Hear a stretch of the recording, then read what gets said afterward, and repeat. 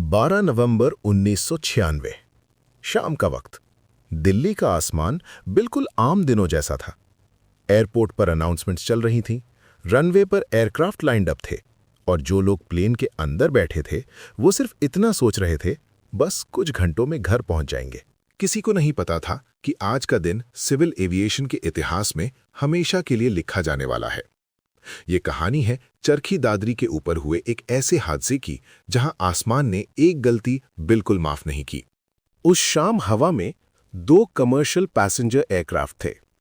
पहला aircraft Saudi Arabian airlines का flight 763, एक बोइंग 747, जो दिल्ली से टेक ऑफ करके जेद्दा जा रहा था।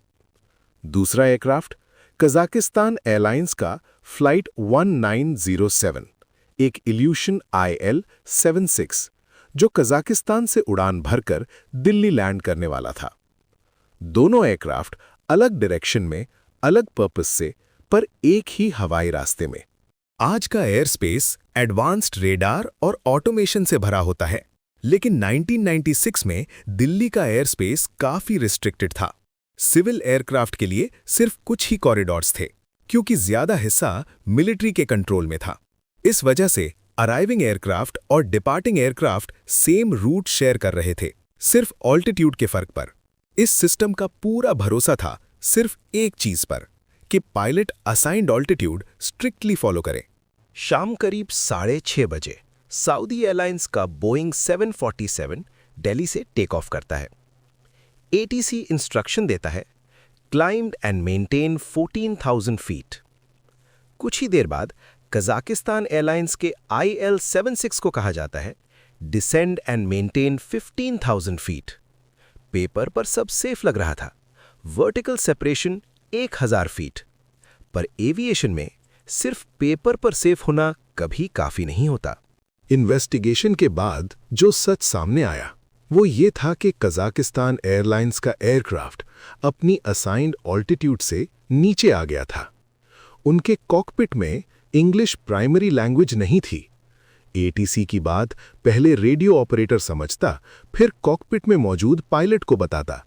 इस प्रोसेस में सेकंड्स लगते हैं, और जब एयरक्राफ्ट 900 किलोमीटर पर आवर की स्पीड से मूव कर रहा हो तो सेकंड्स भी जिंदगी और मौत का फर्क बन जाते हैं। ATC ने वार्निंग दी, आगे ट्रैफिक है। कजाकिस्तान एयरक्राफ्ट के कॉकपिट में ट्रैफिक को लेकर कंफ्यूजन था। ट्रैफिक कितनी दूर है, कौन से लेवल पर है? इस वक्त एक और टेक्निकल लिमिटेशन भी थी। दिल्ली ATC के पास ऐसा सेकेंडरी सर्वेलेंस रेडार नहीं था जो एयरक्राफ्ट की एक्चुअल प्रेशर ऑल्टीट्यूड सीधे स्क्रीन पर दिखा सके। कंट्रोलर को ट्रांसपॉन्डर से सिर्फ पोजीशन मिल रही थी। ऑल्टीट्यूड का डेटा पायलट के रेडियो कॉल पर ही डिपेंड करता था। मतलब ग्राउंड पर बैठा कंट्रोलर जो सुन रहा था उसी पर भरोसा करने के अलावा कोई ऑप्शन नहीं था। इन्वेस्टिगेशन में यह भी सामने आया कि कजाकिस्तान एयरलाइंस के कॉकपिट में क्रू के बीच प्रॉपर क्रॉस चेकिंग नहीं हो रही थी। ऑल्टीट्यूड इंस्ट्रूमेंट्स को मल्टीपल क्रू मेंबर्स ने इंडिपेंडेंटली वेरीफाई नहीं किया। क्रू रिसोर्स मैनेजमेंट यानी कॉकपिट के अंदर टीम कोऑर्डिनेशन इस मोमेंट पर फेल हो चुकी थी। ये बात फ्लाइट डेटा रिकॉर्डर और कॉकपिट वॉइस रिकॉर्डर दोनों से कंफर्म होती है। कुछ ही पलों में IL-76 और बोइंग 747 एक ही ऑल्टीट्यूड पर आ गए। फिर आसमान में एक भयंकर टकराव हुआ। IL-76 का विंग बोइंग 747 के विंग से टकराया। कंट्रोल सर्फेसेस तुरंत डैमेज हो गए। सेकंड्स के अंदर दोनों एयरक्राफ्ट कंट्रोल के बाहर थे। टकराव के बाद दोनों एयरक्राफ्ट एक ही जगह क्रैश नहीं हुए। सऊदी बोइंग 747 का मलबा अलग अलग टुकड़ों में कई किलोमीटर तक फैला हुआ था। कजाकिस्तान IL-76 एक अलग एरिया में गिरा। इस वजह से रेस्क्यू टीम्स को पहले ये समझने में ही वक्त लगा कि क्रैश साइट्स कितनी हैं और कौन सी जगह पहले कवर की जाए। हादसा एक पॉइंट का नहीं, पूरे रीजन का बन चुका था। चरखी दादरी के आसपास के गांव में लोगों ने पहले एक तेज आवाज सुनी, फिर जलते हुए टुकड़े आसमान से गिरते देखे। किसी को समझ ही नहीं आया कि ये क्या हो रहा है। दोनों एयरक्राफ्ट क्रैश हो चुके थे।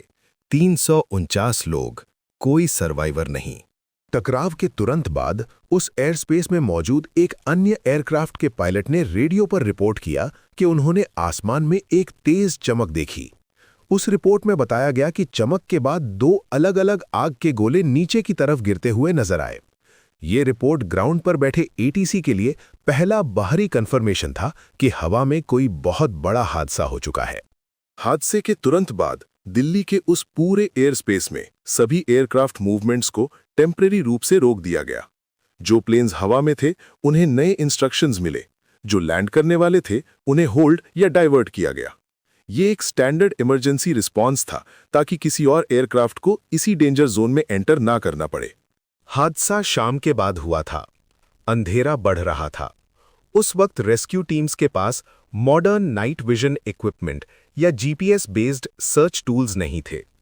सर्च का काम व्हीकल हेडलाइट्स, टॉर्च लाइट्स और लोकल लोगों के बताए गए रास्तों पर चल रहा था। अंधेरे, खेतों और जलते मलबे के बीच काम करना एक बहुत बड़ी चैलेंज थी। हादसे की सिवियरिटी की वजह से विक्टिम्स की पहचान तुरंत पॉसिबल नहीं थी। आइडेंटिफिकेशन का process clothing, personal belongings, official records के थ्रू किया गया। ये एक लंबा और इमोशनली डिफिकल्ट प्रोसेस था जिसमें अथॉरिटीज को बहुत सावधानी रखनी पड़ी। इस स्टेज पर हादसा सिर्फ एविएशन इंसिडेंट नहीं बल्कि ह्यूमन ट्रेजेडी बन चुका था। आज 2025 में एयरक्राफ्ट में जो टीकैस होता है वो सिस्टम तब मौजूद नहीं था। अगर होता तो कॉकपिट में अलार्म बजता, traffic traffic Traffic, traffic, climb, climb. Pilot के पास लास्ट मोमेंट एस्केप का मौका होता। लेकिन 1996 में नो टीकैस, लिमिटेड रेडार, सिर्फ वॉइस कम्युनिकेशन। और जब वॉइस फेल हो जाए तो सिस्टम भी फेल हो जाता है। Justice RC. लाहोती की इंक्वायरी ने ये कंक्लूड किया, प्राइमरी रीजन कजाकिस्तान एयरलाइंस का एयरक्राफ्ट असाइंड आल्टीट्यूड मेंटेन नहीं कर पाया। Contributing factors language barrier, crew coordination issues, इनएडिक्वेट air traffic infrastructure, overloaded air space.